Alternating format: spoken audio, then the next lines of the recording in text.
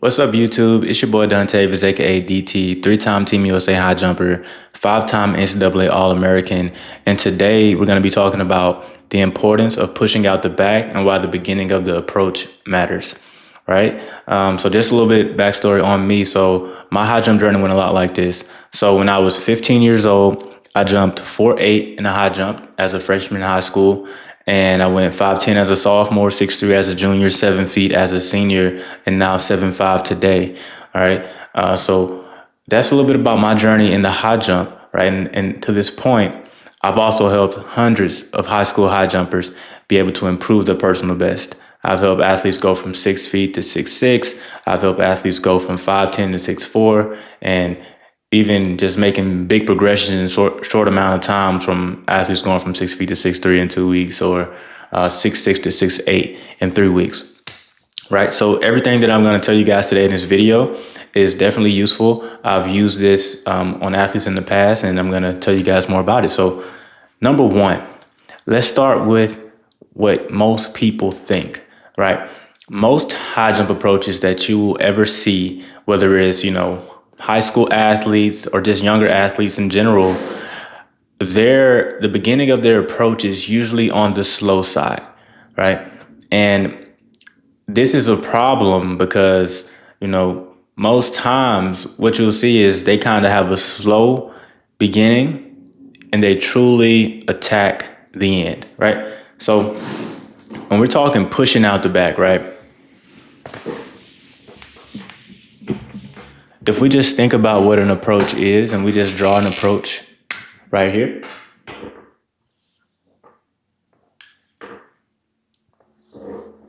All right, this is our high jump approach.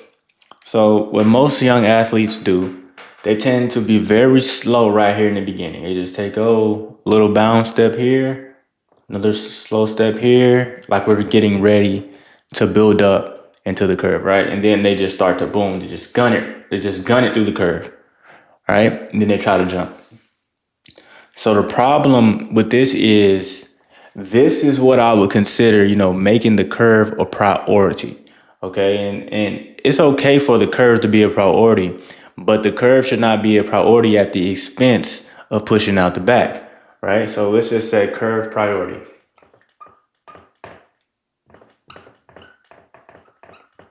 All right. So I'm going to repeat that. I'm not saying that the curve should not be a priority, but the curve should not be a priority at the expense of pushing out the back. Meaning, this is not a one or the other type of situation that we want here.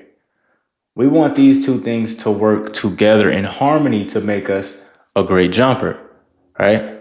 So if we focus solely on this because we think we gotta go and take off and jump, you're gonna be plateaued. Like, there's only gonna be a certain height or level that you can actually reach as a high jumper, right? And a comparison is kind of, if you think of an athlete who plays basketball, they get ready to go try and dunk a basketball. It's like that little period of those last 2, 3, 4 steps. That's when they really try to kick it in and try and go dunk it or whatever, right? It's a little bit different in the high jump.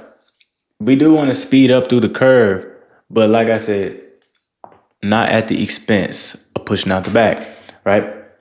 So what we want to do instead, right, as a high jumper, we want to understand that curve has priority, but it is also equal. It has equal priority to pushing out the back. So as a high jumper, what we need to do from this point is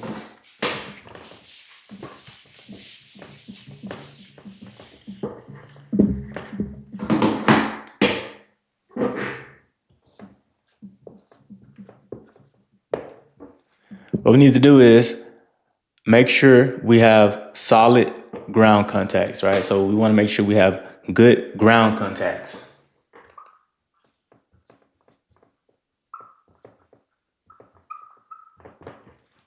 Right? We want to contact the ground, make sure we have good ground contacts. Then, boom. We want to make sure that we have an open stride, that we're actually running. right? We want to make sure we have our stride open, okay? So good ground contacts. Want to make sure we have an open stride. We want to make sure that we are running with dorsiflexion. All right. So from here, we're making sure we have good ground contacts. What this is going to do is prepare your body to be ready to jump. When you have good ground contacts and you're boom, boom, boom, hitting that ground, this is going to prepare your body to be ready to jump. Instead of having these these prancing steps that are barely putting any force into the ground. When you have those prancing steps that are barely putting any force into the ground, it's like, this is what usually happens. And I've done this before, all right? If you've ever been in a competition and you went to go take a jump, or you've seen an athlete go and take a jump and it's like their body almost goes limp in the air like a fish, like they just fish out of water goes limp because their leg did not activate, that's a part of not having good ground contacts and applying force into the ground before you even jump. And a lot of people suffer that because they don't do it good in the warm-up. Having good ground contacts prepares the body, okay? So we say PB. Prepares body, right? And that's cool, personal best, right? Opening your stride. So a lot of young jumpers have sometimes these little strides, they're not very open at all. And they think if I just run really fast or I just move my legs fast, I'm going to jump high. That is not the case. We need to open our stride. We need to have a stride, right? Stride length plus, force into the ground equals more speed coming into the bar, right? So opening our stride not only gives us, more speed, like we can be a little bit more, we can cover more ground as well, right? So we're just gonna say cover ground, so CG. All right. So from this point, we've talked about ground contacts, talked about opening our stride. And then we also want to be dorsiflex. This also helps with ground contacts. So when your foot is dorsiflex, this is how we stay healthy, right? So we're just gonna say SH. Boom. This is how we can stay healthy, because when our foot is bent, upward in this upward range, this is how we can stay healthy in the high jump. Because now it's not loose. Our ankle isn't loose and letting all these forces attack our shin and our knee and all of that. When it's tight, all of our muscles and ligaments and everything are, the word isn't contracted, but it's like they're in a stable position that allows them to function properly and absorb force and utilize it. Okay? Because that's what high jump is all about. Like, high jump is all about how much force can you apply into the ground that's going to pretty much ricochet you off of the floor into the air. Right? A lot of people think about high jump as, and I used to as well, high jump is all about how much you can jump off of the ground. High jump is that's not true. To an extent, that's not true, right? High jump is more about how much force can I apply into this ground that's going to propel me in that direction, right? That's what it's all about, right? And that's the kind of mindset that we have to embody, okay? And just to mention a little bit more, so when we think about, if we draw a mini high jump pit right here, and we go here, and we think about, the curve being so important, right? I had an athlete, Houston, who still currently my athlete, who was jumping 6'6", and 3 weeks into the program, he was able to go 6'8" and get a national qualifying mark. And it was because we changed his approach and made it to where he can focus more in the push of his approach. He had, more of a curve focused approach. What we did was we allowed him to get more push in the beginning of his approach, and he went from 6'6" to 6'8", right? In 3 weeks. All right. And also, when I was as a freshman in college, when I didn't have much of a push in the beginning, I was kind of prancing in my approach. When I learned to push better, from that point, I was able to go from 7 feet to 7'5", right? Over a period of time.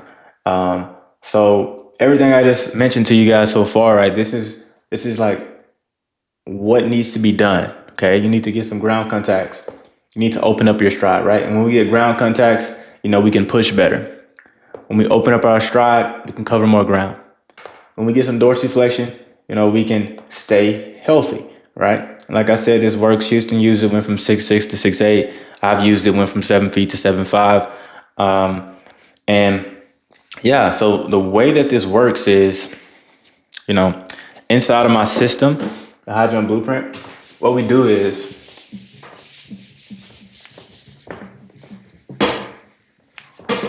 we see just where you need that help, right?